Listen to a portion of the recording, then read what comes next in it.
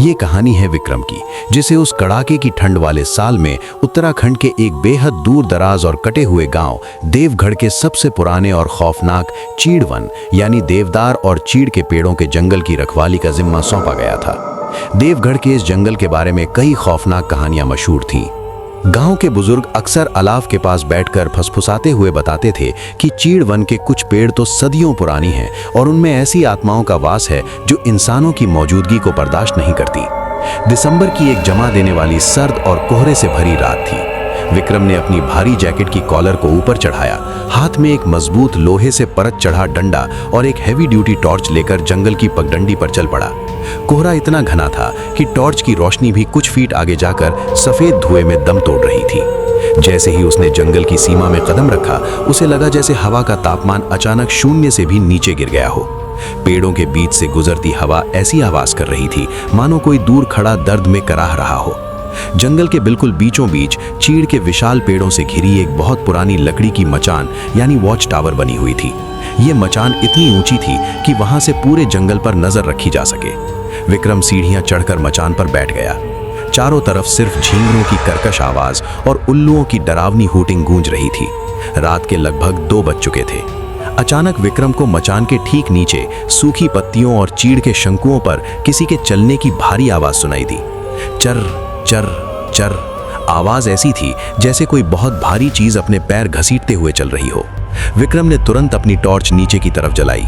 रोशनी जहां तक पहुंची वहां सिर्फ घने कोहरे और पुराने पेड़ों की डरावनी परछाइयां थीं, जो हवा के झोंकों से ऐसे हिल रही थीं मानो कोई अपने लंबे लंबे हाथ हवा में लहरा रहा हो। शायद कोई जंगली सुअर या तेंदुआ होगा, विक्रम ने खुद को झूठी तसल्ली दी। लेकिन तभी मचान के बिल्कुल नीचे से एक और आवाज आई। इस बार ये किसी जानवर के चलने की नहीं, बल्कि किसी के सिसकने और कुछ चबाने की आवाज थी। विक्रम ने अपनी सांसें रोक ली और हिम्मत जुटाकर मचान के किनारे से नीचे झांका। नीचे गिरे एक विशाल तने के पास जाकर रुकी। वहां जो नजारा विक्रम ने देखा उसने उसकी नसों में दौड़ते खून को जमाकर बर्फ बना दिया। वहां एक साया बैठा हुआ था जो आकार में किसी इंसान जैसा ही लग रहा था, लेकिन वो अमानवीय रूप से लंबा और बेहद दुबला था। वो साया वहां गिरे चीड़ के सख्त शंकुओं को खा नहीं रहा था, बल्कि उन्हें अपनी अजीबोगरीब उंगलियों से पीस रहा था। नीचे से आ रही सिसकियों की आवाज अब साफ हो गई थी, जैसे कोई बहुत पुराने दर्द में रो रहा हो। डर के मारे विक्रम के हाथ बुरी तरह कांपने लगे और तभी उसके हाथ से उसका भारी लोहे का डंडा सीधे नीचे जा गिरा। धड़ाम! डंडे के जमीन पर गिरते ही नीचे बैठा वो भयानक साया एकदम से शांत हो गया। अगले ही पल वो साया धीरे धीरे ऊपर की ओर मुड़ा। विक्रम की रूह तक कांप गई। उस आकृति का कोई चेहरा ही नहीं था, ना आंखें, ना नाक और ना ही मुंह। जहां चेहरा होना चाहिए था वहां सिर्फ किसी बहुत पुराने सूखे और सड़े हुए पेड़ की छाल जैसी खुरदुरी और फटी हुई परतें थीं। वो साया अब झटके से मचान की सीढ़ियों की ओर बढ़ा। उसके हाथ घुटनों से भी नीचे तक झूल रहे थे और उसकी उंगलियों की जगह सूखी, नुकीली और कांटेदार टहनियां थीं। मचान की पुरानी सीढ़ियां उसके बोझ से चरमराने लगी। साया बहुत तेजी से ऊपर आ रहा था। विक्रम ने अपनी टॉर्च की तेज रोशनी सीधी उसके छालनुमा चेहरे पर मारी।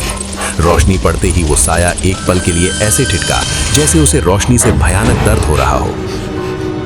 इससे पहले कि वो शैतानी साया उसे अपनी नुकीली और बर्फीली उंगलियों में जकड़ पाता, विक्रम ने अपनी जान बचाने के लिए मचान के अंधेरे से नीचे सूखी पत्तियों के ढेर पर छलांग लगा दी।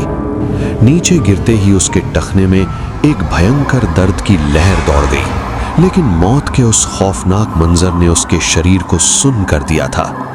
बिना एक पल गंवाए विक्रम उठा और पागलों की तरह जंगल के उस घने और स्याह अंधेरे में बेतहाशा भागने लगा।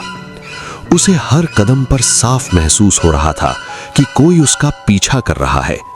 कोहरे से भरे उस डरावने जंगल में सिर्फ उसके जूतों की आवाज नहीं थी, उसके ठीक पीछे से सूखी लकड़ियों के टूटने और किसी भारी चीज के जमीन पर घिसटने की चर्र चर्र आवाजें आ रही थीं।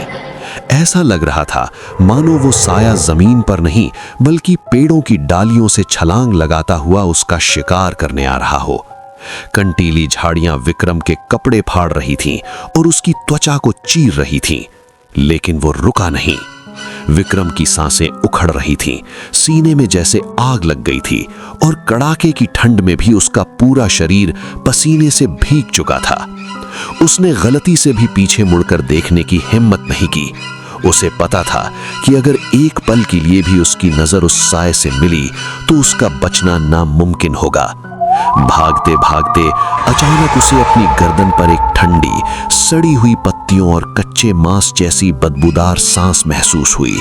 तभी हवा में एक भयानक फटी हुई फुसफुसाहट गूंजी। तुझे मरना होगा, भागना बेकार है मुझसे।